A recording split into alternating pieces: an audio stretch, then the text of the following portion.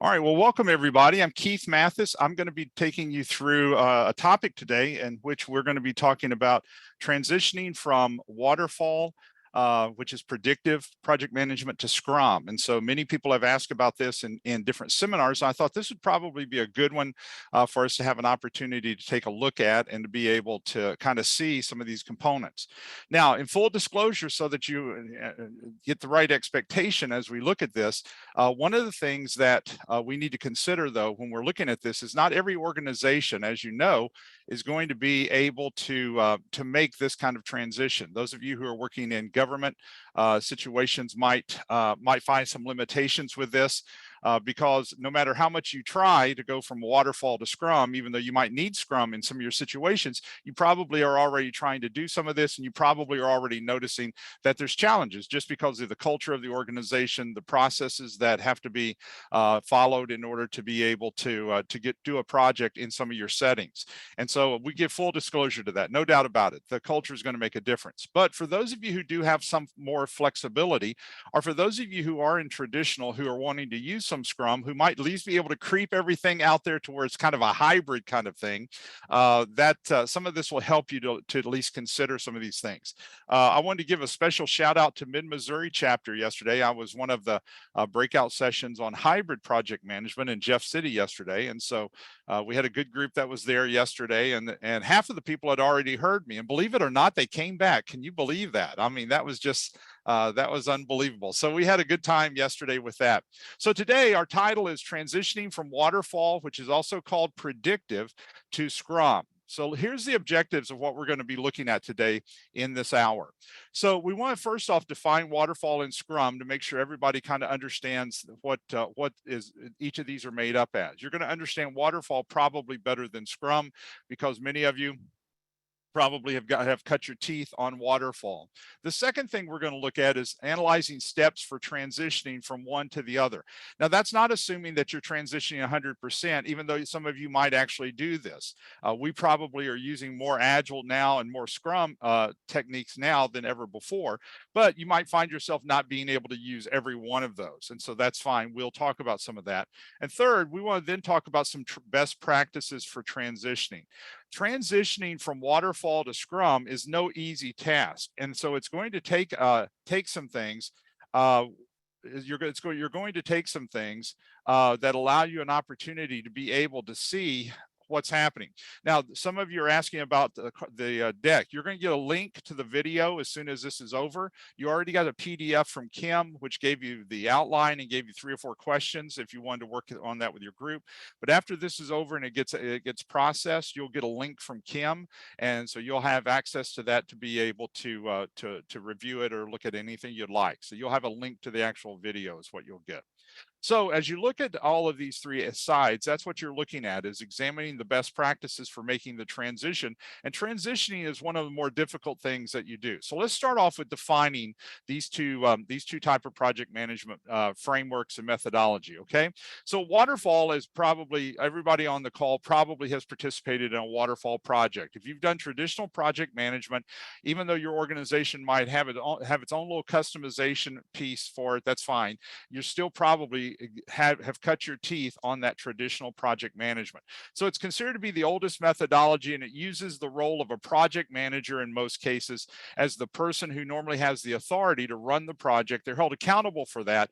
And then Waterfall has a tendency to gather all the requirements up front, plan a plan, and you deliver the project at the end. And so that's why they call it predictive driven, is because that's what you're really doing. And so most of us, this was project management up until the 2000s, because everybody had a tendency to run a project like this. But then you started seeing some evolutionary type of project methodologies come about. And a lot of it was people just trying to do some things differently on their own. But then you started seeing Agile and Scrum start evolving and started being exposed mainly to the software industry, which I know we have a lot of people here, but also for the product industry. People who are doing products and rolling out different type of products started realizing that they could do it faster by using some other techniques. So when we talk about waterfall specifically, it goes by many names: waterfall, traditional, process-driven project management, predictive project management, classical project management. All of these are really basically the same thing.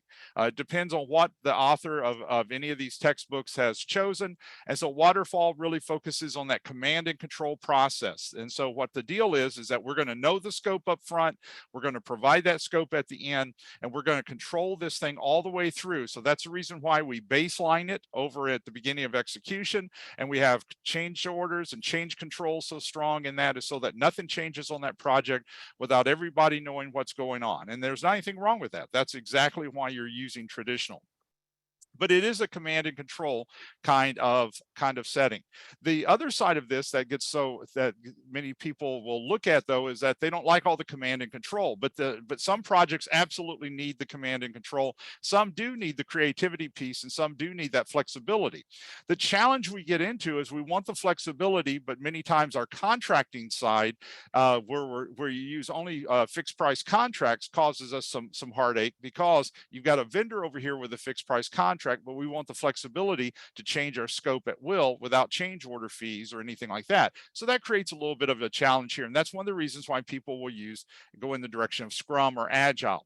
Now, the reason why we're talking about Scrum here, Scrum is the number one agile methodology that's out. More people are using some type of Scrum or Scrum derivative framework than anything else.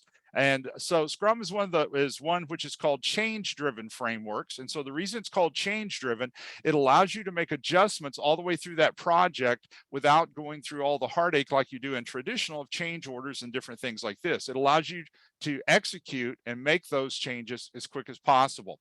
So Scrum allows the team to adjust the scope based on refining the product backlog for the sprint delivery, and Scrum focuses on fast delivery. The whole mindset here is execution. It's not trying to control everything, it's on execution. And so as they deliver a 4-week sprint, they're handing something off to that customer to start working with. They're handing a few features off for them to start playing with, and then they go into their next planning session for the next sprint with the product owner, and then they turn around and hand something else off to the customer at the end of that, and so forth. And so the goal behind all of this really goes in that direction of what can we get to the customer to allow them to start working with. And if we're wrong, we want to be wrong earlier rather than later. And so we're trying desperately to do that. The role of a project manager in Scrum is really not emphasized. In many cases, there's not one. If you really look at pure Scrum, you wouldn't have a project manager. You'll have a Scrum Master, a product owner, you'll have teams. And so what happens is a lot of times if people are trying to do Scrum, that's why they kind of get into this little hybrid type of thing, because they've still got a project manager, but they're trying to run Scrum. And so what is the real role of the project manager in those situations? And so that dynamic can be anything depending on what's happening with the organization and the culture. Scrum goes by other names too. Agile project management. Many times when people are talking about Agile, they really are talking about Scrum, even though Scrum is a very specific type of framework. Scrum project management, obviously, and then change-driven project management is referring to any of those agile methodologies that's under that umbrella. And then what you're really looking at when you're looking at Scrum, some will call it the Scrum framework rather than a methodology. And the reason is because that methodology adjusts, and they call it a framework because it adjusts to what the team wants, what the project needs, rather than allowing the methodology, which is kind of locked in, to control it. It's a framework which allows us to use what we need to use. And so I can see that for sure. Now, one of the challenges we get into when we're trying to work and shift from one type of methodology or framework to another is going to be the issue with your team. So your team has to do things differently in Scrum than they're doing in traditional. So team members ask themselves a series of questions when we start looking at trying to get them to move through stages to do and take on more responsibility. Does leadership respect the team members, listen to their ideas, their recommendations? What does the team expect me to do or accomplish? And also, do I see this project or product or team as a good fit for me and the work I will do? And what is in it for me if I work on this project and with this team? So these are always going to be questions that the team is constantly looking at. Even if it's never verbalized, we know that team members will have a tendency to look at these things. And because they look at these things, they have a tendency then to kind of decide what they're going to do and not going to do. The team in a Scrum Scrum framework is going to be much more authoritative, much more empowered, make more decisions. Their goal is not to follow a scope.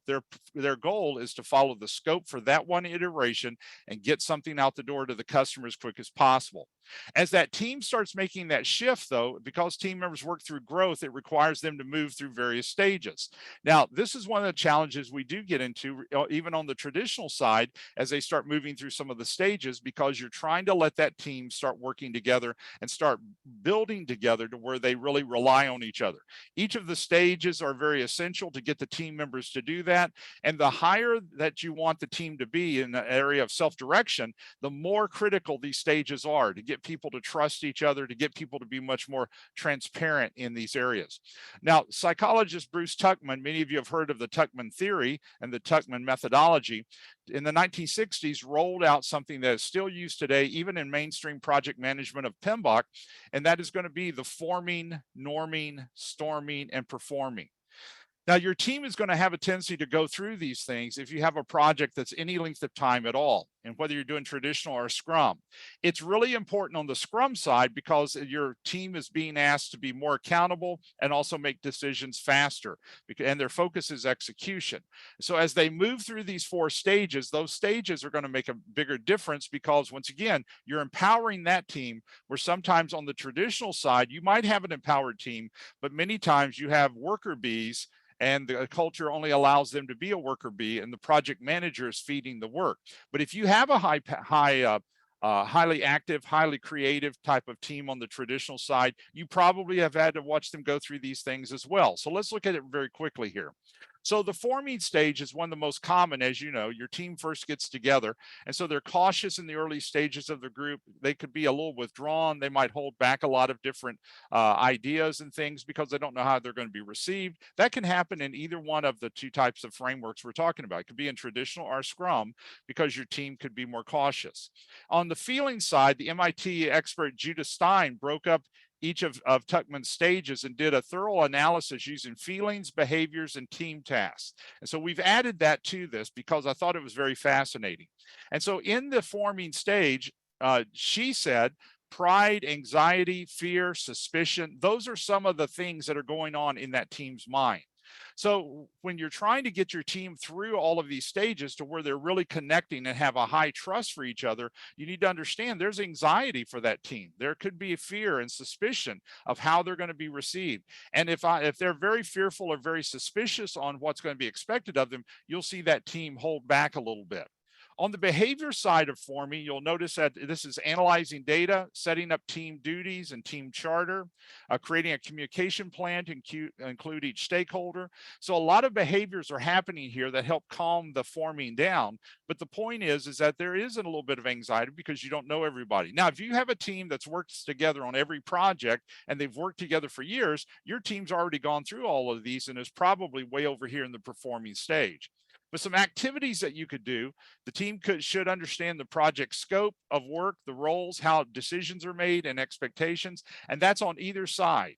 Decisions are going to be made on the Scrum side much more by the team than management, because the Scrum team is trying to produce, execute. They're not asking permission. They're trying to get that stuff out the door. On the traditional side, you're following that structure. If it's real heavy traditional, you're following that structure. And then probably many of you have a project management team that's somewhere in between on some of this.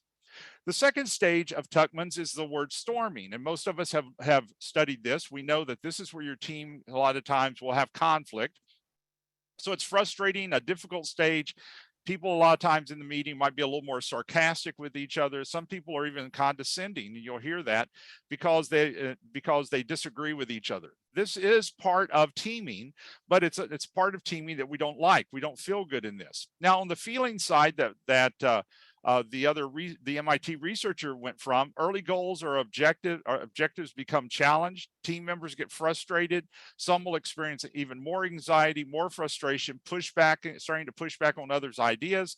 And that's where some of that conflict is coming from, is that they're pushing back on somebody else's ideas. And so you'll see a little bit of conflict there. On the behavior side of storming, many of the team will become defensive, competition in the team over solutions, ideas, decisions. Team members begin creating unofficial pecking order of who they'll listen to and who they're not going to listen to. And you'll see that happening right before your eyes. And then you'll have helpful activities, work to keep the team focused on the decisions ahead, willing to work together, create a process for working through disagreements, because you're going to have some disagreements when you get into that storming stage. Now, it doesn't mean that everybody is necessarily mean-spirited, but it does mean that they're going to give some pushback on some of the ideas. The third stage that you're looking at from Tuckman is the norming stage, which focuses on acceptance and rebuilding some of the loyalties. This is kind of in the middle, though, so you're not quite there yet, okay? So you're just starting to kind of understand each other. So feelings might be belief that things are going to work out. Constructive criticism becomes welcomed by people, where people can give the opposite view or the opposite idea. Team members begin to feel they're part of the team. Even though they might not agree with everything, they still are starting to respect the team. So that becomes very, very common for them. On the behavior side, discussions over multiple ideas and solutions start becoming the foundation of everything. People do not have a problem with talking about the ideas or the solutions, and so they're much more cordial to each other. And then they might be following team charter, the team ground rules, and all of those type of things more, because what's happening is they're starting to work together. Some helpful activities could be the team members must focus on the project, the team goals, the efficiency, the productivity is the top priority for the team, because you're trying to come to an agreement, make a decision, and get something out the door. And then the last one is performing. So team performance can be expedited by using creative powers of each team member. It confirms the team is functioning as one. And so this is obviously where we want all of our teams, whether you're on the traditional side or the Scrum side, to be. Some of the feelings that come from this, though, are so positive, such as people learn skills and tools from watching some of their teammates. The team members are open to working through the conflict for the betterment of the team. And so the conflict kind of softens here, because we don't let it escalate to a conflict. We disagree agreeably, and it allows us an opportunity to talk all the way through it. And the team members begin then to bond with each other. So the behavior that we're talking about, individuals begin focusing on, can I help that person or support that person or give that person another idea? But you don't sense that range of attack or that condescension that you had in the storming stage. And so the group starts moving as a unit. Some activities that can help you for this would be competence is expanded through training, sharing of skills, teams, coaching, all of those kind of things are going to help. And performance measurements become standard ways of understanding the progress individually and in the team. Now, the reason why I've laid the foundation with Tuckman and then brought the MIT research in on top of this is because if you want your team to be on the Scrum side, that is going to be your team that is going to be closer to a self-directed team. So you've got to be able to work them through some of this to get them over to that other side, so they feel more comfortable making decisions and they feel more comfortable taking responsibility of those decisions. Now, something I saw that I thought was interesting, this is Kaylett's viewpoint on stages of team development. And so if you could look here, I wanted you to see this. I thought this was really good. As they walk through this, it kind of shows what's happening with that team. So you notice the different forms, graphics that they've given for each of the teams. So the first one is forming. You can see that everybody's kind of on their own person. The second one is stage two, which is going to be the storming. So they're all starting to look inward here. You'll notice then at the third stage of the norming, you might find yourself having a leader, but everybody's starting to get in line. And then notice the performing stage, because the performing stage is where everybody can talk to everybody else. They might not do that, but they can do that. And then, of course, what this researcher did, they used Tuckman's 5-stage model, which is also in PMBOK this way, which is a journey to where everybody goes out and after the project's over with and they're on other teams. But this kind of allows you to be able to see how that team is evolving. But you're needing your team to move from forming toward performing in a Scrum. The best Scrum teams that you see are going to be those that can interact, those that ask the right questions, the hard questions, and those who are very supportive of other people. Now, let's take a look for a moment at looking at the Scrum team and some about the project manager and the differences between Scrum team and the PM leadership. On the Scrum side, they're going to solve problems as the team. They're going to generate ideas. They're going to accept work from the product owner. They're going to support others' decisions. They're going to hold each other accountable. And so it's very team driven. They could decide what they're doing, what they're not doing. They do the estimates. They're not inheriting estimates in most cases. So the team is really high functioning. On the project manager side, when you're running a project more on the traditional side, the project manager holds most of those cards. Now, maybe your team's different in all of these, but in general, this is pretty close. The project manager will solve the problem, approve the ideas, assign work, make final decisions, hold team members accountable because they're more worker bees on that side. So you really have to think of, do I have the right team to even make that transition to being a Scrum, because you're needing such a high functioning team. So in other words, let me just kind of deep dive on this one concept just to kind of talk about the elephant in the room. So what happens if you're needing to go to Scrum, but all your team members are people who they want you to spoon feed them the answer? You're going to have trouble, because that's not the caliber of a team member. They might be good people, but they're not the caliber of team you're going to want for the Scrum. And so you're going to have to train them, coach them to get them kind of moved over to where they're taking more responsibility and making those decisions for themselves, rather than thinking that somebody's going to tell me what to do. And so that's going to be a big deal. Many of you know I'm a doctoral chair. One of the first meetings we have with my doctoral candidates, I have 8 right now. And so they're working on their PhD in project management and leadership. And so one of the first questions I talk to them about is project management. But the second thing I talk to them about is, you are a doctoral candidate. I'm not teaching you anything. I'm guiding you to write your dissertation. You have to figure it out yourself. You have to research it yourself. Why? Because in the graduate program, you spoon feed them some, but in the doctoral program, you're not spoon feeding anything. You know why? These are going to be the people writing the books in the future. They're going to have to figure it out. And that's kind of the same kind of mindset you're having to have for your Scrum team. They've got to figure it out. They've got to answer the question. They've got to determine those things. So to give you a graphic on this, if you look at the top here, this is really what we're looking at when we're talking about waterfalls. So this ought to be very common to everyone. When you're running a waterfall or a traditional project, you're running it with the process groups. That's the way we run it: initiating, planning, executing, monitoring, controlling, and closeout. So all of those things are going to be happening. And so, initiating, the output of initiating is going to be your project charter. In your planning, the output is going to be all your project plans. At the beginning of execution, that's where you baseline all those plans, and execution is where you start the work. And then in monitoring, controlling, that's where the performance of the project is going to be measured. And so execution and monitoring, controlling, you run simultaneously. And then closing is going to involve the handoff, and is going to involve the lessons learned. And so you're handing all those pieces off to the customer. Now, if you're looking at Scrum, this is what we're looking at with Scrum. Let me get all those open for you here. Okay. So in Scrum, this is what you'll see. You have a short time to plan with your team, and then you'll run sprint number 1. And so sprint number 1 will be the components of a sprint backlog that have been pulled from what is called the product backlog.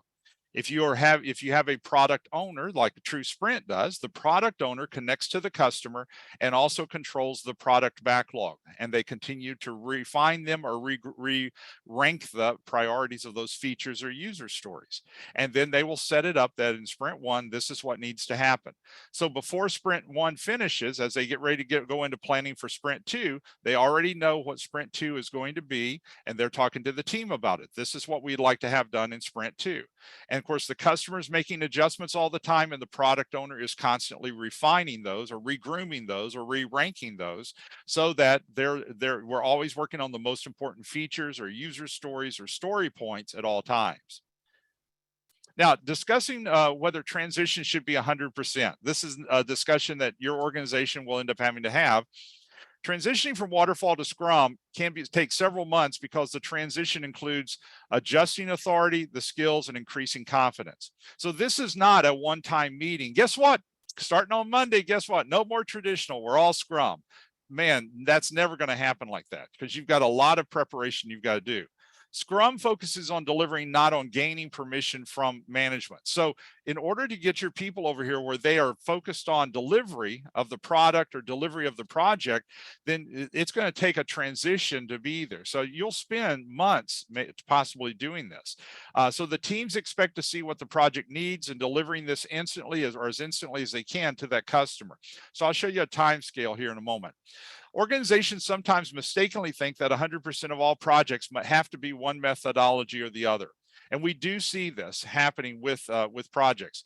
Some people are abandoning traditional only to go to Scrum and only to watch their projects bite the dust, because Scrum is not a silver bullet. No project management framework or methodology is a silver bullet. And so some organizations have considered allowing all three methods, such as Waterfall, Scrum, and hybrid, to be part of what they bring value to their customers. And I think that's probably a smarter mindset, but it does require your team having to have different types of training than what they probably are getting right now. So in other words, Waterfall for those projects that have a lot of history and that are very structured in what the output is going to have to be, such as building a building. Scrum, which is product oriented or project or software oriented, something that requires a lot of changes and adjustments and requires a lot of creativity. We've never done it before. It's new technology. Scrum's going to work great on those kind of things. And then hybrid is going to be some of those where we need a little bit of traditional, but we want some flexibility in that and being able to pull these together. And so all of these that I'm talking about with these descriptions are really talking about it from your internal people, not as much with your vendor. Your vendor can use really almost whatever they want on their side, as long as they hit the deliverables and the requirements that you have in the contract. So why would someone want to shift from Waterfall to Scrum? Once again, new. Is it better aligned with current projects? Will management support the new structure? Can metrics adjust to the Scrum environment? All of those are some of the pieces that you're having to look at and consider. If management would not adjust to it, then you're going to struggle with Scrum. You call it whatever you want to, but you're running, you'll find yourself running traditional phase projects calling it Scrum, but it's all locked into the same authority structure that was there before. So you're really wanting management to be able to trust the team and being able to do this. So here's what we're really looking at in transitioning. So if we give you 180 days of several months, this is if we are purposely trying to shift the organization over from one to the other. And so you're trying to get more authority over to the people. So in that first month, it's going to be super clumsy. Why? The team's never made decisions before. Management's never let some of the authority and decision-making power go. And so it's going to be very clumsy. A lot of discussions are going to be on how you're going to do stuff. But as you get closer to that 180 days, you're going to start noticing your team taking on more authority and management being able to coach more rather than solve the problem.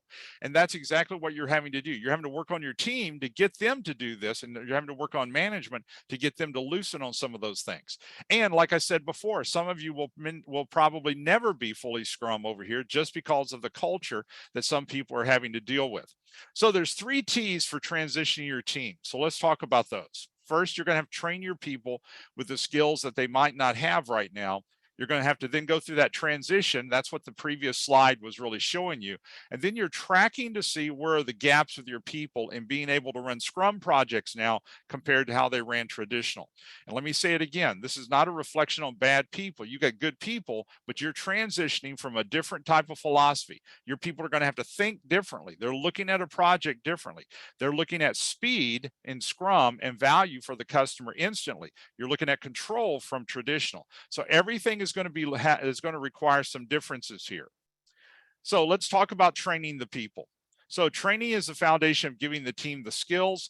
It includes foundations for teams, how to run the meetings, make decisions. Now, you know how to do all this stuff, but your team members might not because they've never done it before.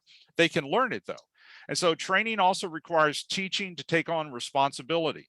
And one of the easiest ways to do this is to make different people run different meetings and do some type of rotation. Your people will gripe about it, but it will be one of the most cost effective and one of the best things to get your people doing is for people in the meetings. So everybody has to run some of the meetings. And so that passes that over because you need your people being engaged in those meetings and you need them to be able to take some of that leadership.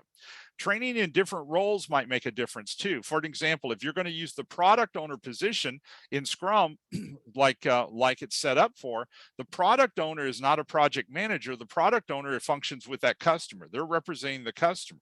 And so they refine the product backlog and works alongside the customer in prioritizing prioritizing those features. So that product owner is always going to have the eyes of that customer on things. They don't control the estimates, the team controls the estimates. So the product owner can say, I want these 50 features, but the team is going to say that's going to take us 6 weeks to do, so we need to cut some out.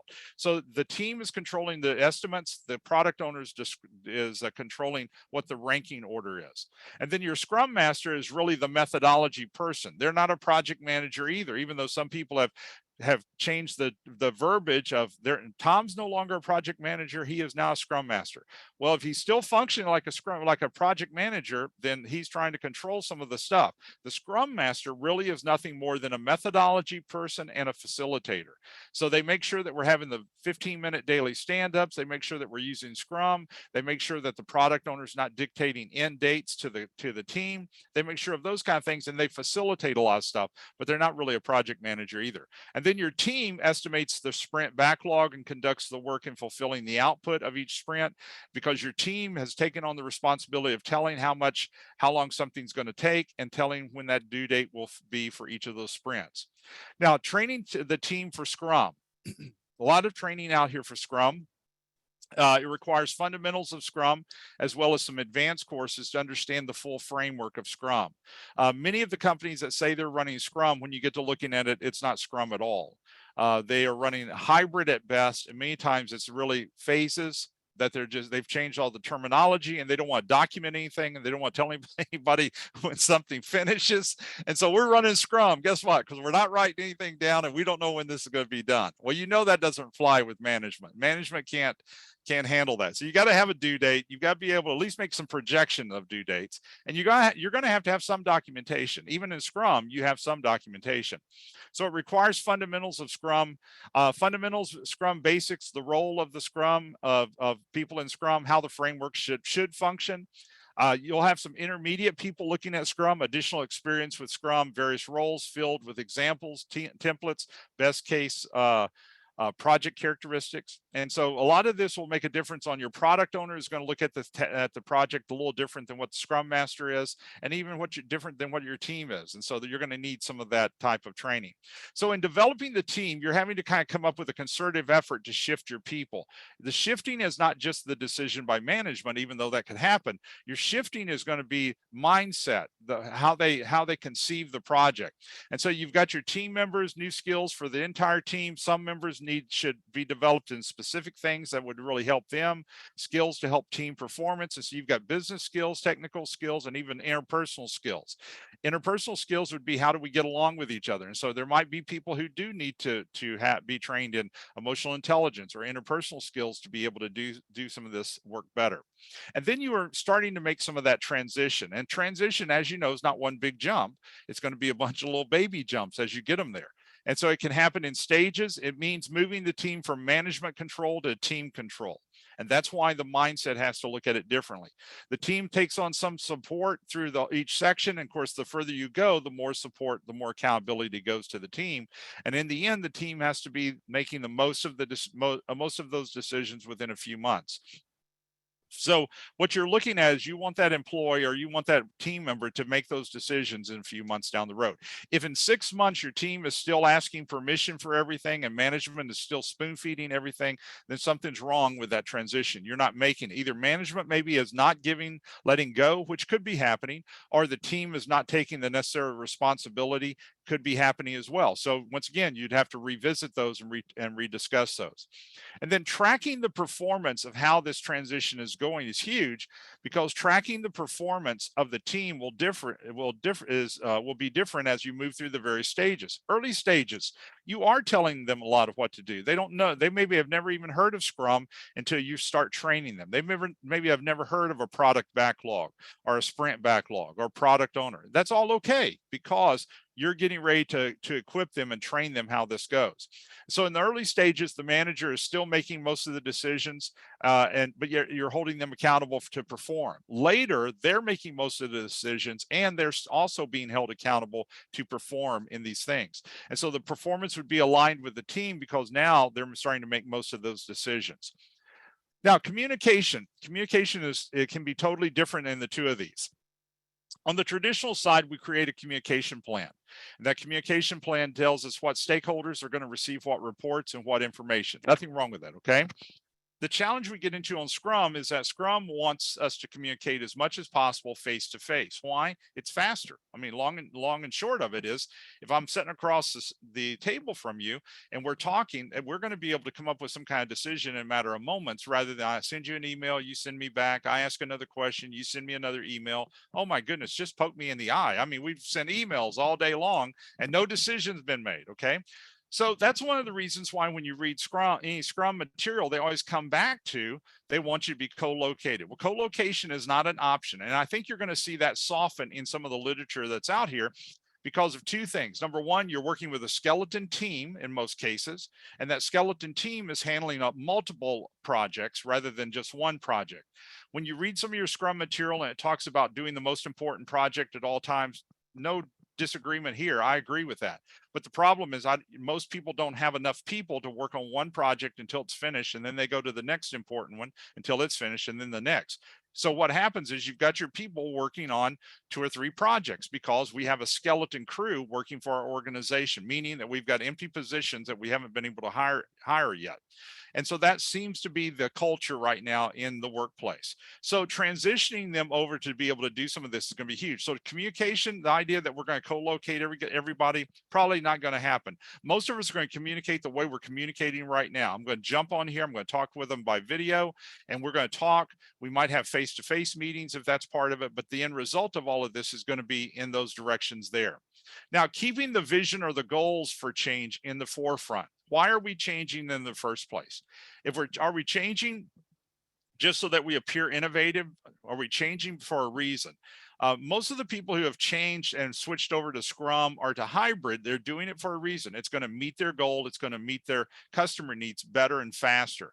So goals for the change are to produce faster projects, bring higher value to the customer. Those are all the main reasons we're wanting to do that. But just because you make the switch from traditional to Scrum does not mean your projects are mystically going to just start working perfectly and you're going to have no failures or hiccups. Of course we are, because projects work with people, and what happens is we have hiccups. We're trying to run a plan, we're trying to work with a company, and we're trying to work with people. All of those cause us all heartburn at night all the time, because those are the dynamics of that. So goals can support the return on investment for the organization and increase the engagement of the team. Most of you probably have a wonderful group of people working for you, and they will make that transition very well. But you'll probably have some people, they're not leadership people, they're more followers. That doesn't mean that they can't be on those teams and make that transition and make decisions, but they're probably not going to be one of the main leaders on that team, and that's okay. That you want them to make that transition. Then the organizational mindset must change. And this is where one of the challenges, and this is where you've got to have a champion from upper management involved in this. So when you're looking at upper management to do this, what you're looking at is they're going to have roots, in Waterfall. That's what everybody understands. But we have to have people who are willing to chance trying something different for at least some of your projects. Maybe not all, but at least some of those that are producing a product or has a lot of changes, or it's so new we don't even know what we're trying to do yet, but we know we've got to start moving in that direction. Those fit the Scrum side even better. And so to be able to put a team together and know that there's going to be flexibility over here is going to work perfect. So Scrum places responsibility on the product owner, the Scrum Master, and the team. Those are the 3 main roles in Scrum. And that product owner, like I said, was going to be from the aspect of the customer. The Scrum Master is going to be on the methodology, and the team is making most of those decisions.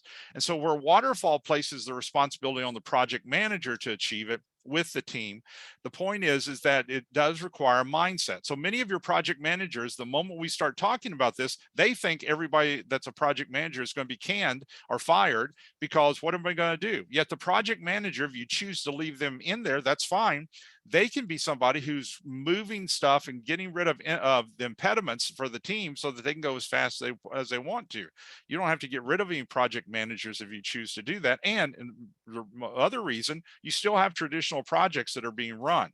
So that team authority mindset has to change.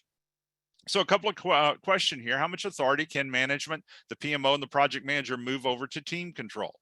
How many decisions can they start making? Now, obviously, there's going to be some decisions only upper management can make, no doubt about it.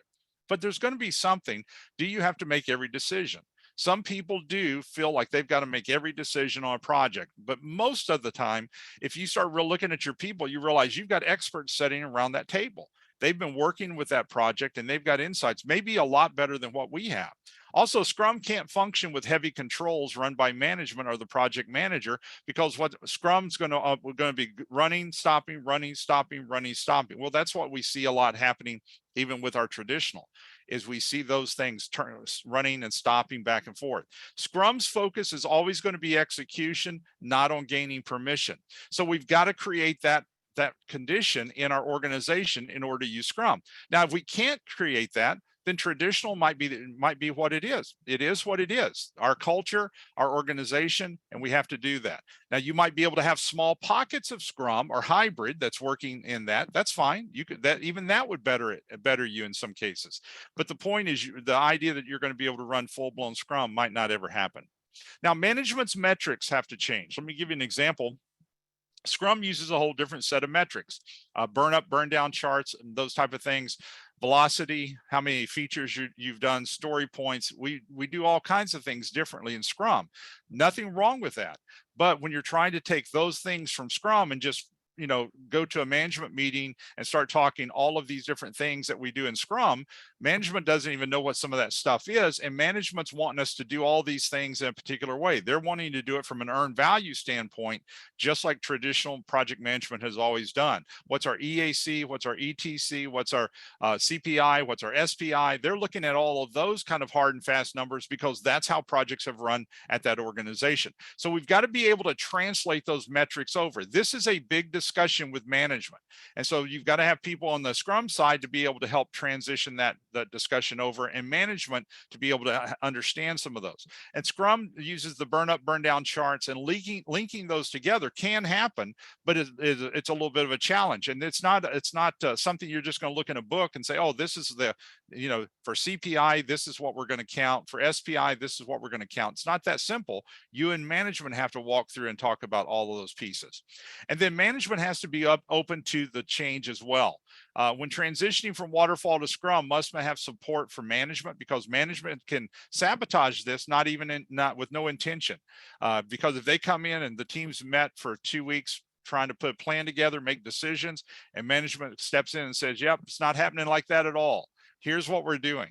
It won't take many of those before the people on the Scrum side will stop and say, well, why are we doing all this planning if management keeps trumping us, or if the project manager keeps trumping us? And so that's not that people can't trump you at times, but if it's always happening, then that's that refusal to let that culture shift. So transitioning the project from Waterfall to Scrum requires time, it requires effort, and all these hard things have to be talked about without getting mad or getting upset about them, because it's not a threat. It's just we're looking at, well, one of these work better on certain projects than the other. And that's the real discussion there. So management should choose one pilot project to shift and test these Scrum principles, and then expand it to those projects that have that same type of characteristic. Do not choose the biggest project in the organization's history. Yep, this one we're going to do Scrum. That's the worst one to do, because that's already has challenges associated with it. And so you're going to want to do that. So best practices for changing from Waterfall to Scrum. The first would be allow people to fail without judgment. Now, you don't want anybody to fail. That's true. And you're going to be coaching them. But people are going to have hiccups. We all have had those things that, looking back, we would do it differently. But without all the condemnation, something happens, we're going to then help fix it, help move it forward, whatever we need to do. But the point is, get the judgment out of there. Conduct some pilot projects to teach Scrum to the managers, to the teams, so that you can talk about these issues. Smaller, medium-sized project would be fine. Small pilot projects allow everyone to adjust to the process. They discover the gaps that they need to talk about and consider. Support small team engagement, self-initiative, because your team's going to have to be self-motivated for all of this. And answer all the questions, even those that sound kind of silly when you first start doing this, because once again, you're trying to learn a whole new mindset with new vocab, new terminology, new processes, and so forth. And then challenges for changing from Waterfall to Scrum. Should the shift be observed as a methodology, a process, or a framework? Now, looking in the material, Scrum is looked at more as a framework rather than a methodology. The reason for that is because you can customize and adjust Scrum based on what you're needing to do in your organization. And so that's why some people will look at it and call it a framework. Whether you call it a framework or methodology is not going to matter, because but it allows you to be able to have some discussion on that. Will the role of project manager remain, or are we going to use the product owner in that main place? Well, your product owner is going to be you're going to expand that role beyond what the product owner is intentionally meant for, but your product owner might be expanded because of that. Is the team between is the trust between organizational leadership and teams high enough for transitioning? Is management willing to allow the transitioning of more authority to the team? All of those have to be part of this, and management has to know that the team is making some of those decisions. Now, let me just kind of chase a rabbit real quick for you for a moment and have you consider this. When management is doing this and they're willing to try this doesn't mean that management's left out. It doesn't mean that they're over here in a cocoon and they're not hearing anything. Man, we need to be talking to management and giving them updates like crazy, because even though they're not making the decision, they shouldn't be blind to the fact of what the decision is. We need to be giving those reports back as we do these pilots, because that's going to build trust. So management needs to know what's going on. Even though they're letting you make the decision, we need to be feeding that information back to them continuously. So don't leave them out of the loop. Now, let me show you a couple of things here these last few minutes. I'm excited about a couple of things that we're doing that I think will benefit you. As many of you know, you got your PDFs with your outline for today's webinar, and you had questions so that you can work with your people. Thank you for those of you who've sent us emails and about that. And so that helps you be able, with the video, to be able to work with your people. And I know some of you are working with your teams right now live with the PDF. So we started that in October. So that's great that you've got that and you like that. Many of you have asked about being able to register for the webinars one time and not having to do it every month. We are going to make that shift. And so we will be setting all of that up so that you can register for the webinar, and then you're registered all year long. So it won't be a big deal. So you'll have that. Next month, we're going to be talking about building a high functioning agile team. And so the focus is going to be on that team development component that we were talking about. And so that's going to be on Friday, November 18th. And then we also wanted to share with you that our final 2 boot camps, one is coming up in just a couple of weeks, and then we'll have one more. Both of these are live, instructor-led virtual. We're running an unbelievable passing rate on this right now. And so we're in like 95, 97% first-time passing rate, which is just almost unheard of. We also will be having next year our PMP mastermind groups. For those of you who maybe don't know what this is, it's a 5-day free 1 hour a day for 5 days for people who are looking at trying to do their PMP. And so this allows them to start filling out their application, to understand a little bit more behind the scenes of what the test is going to entail. They have like 25 practice test questions. It just allows them to be able to kind of get their head around what they're going to have to do their PMP. Plus, it gives them $1,000 off of the original price for the PMP if they do decide to go ahead and do that. We also are going to be kicking off, we just bought the website. It's called 7-Minute Project Manager. It's going to be where we talk about one topic or one concept, and we're getting ready to launch this on TikTok is going to be the platform that we're going to use, but you're going to get it as being one of our clients. And so you'll get an email from Kim where we will launch this, but it'll be a different topic called 7-Minute Project Manager. So that means in under 7 minutes. So we'll see how that works. So if I can tell you in under 7 minutes about this topic, and then that's going to be the end of it. So you'll be able to get several of these. Several of these will be coming in, just little concepts. And so that's a new piece of information that we're going to be kicking out and we're rolling out here before long. And so it allows you to have an opportunity to be able to use those with your people if that helps you. So anyway, that's what we're talking about today. And so let me stop. I've got time today. Sometimes we don't have it. I'm going to open up our screen sharing. And what questions do you have about what we've talked about on making that transition? Anybody got a question for anything? I think I've given you microphone controls. So if you want to just kick your microphone on and ask me, that's fine.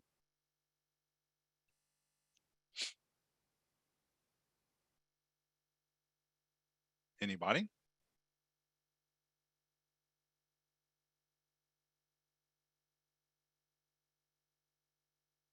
Okay, so let me thank you so much for being part of our webinar this month. And so I hope you have a great weekend. And we'll see you next month as we talk about training our teams. Okay, God bless you. Have a great week. Bye now.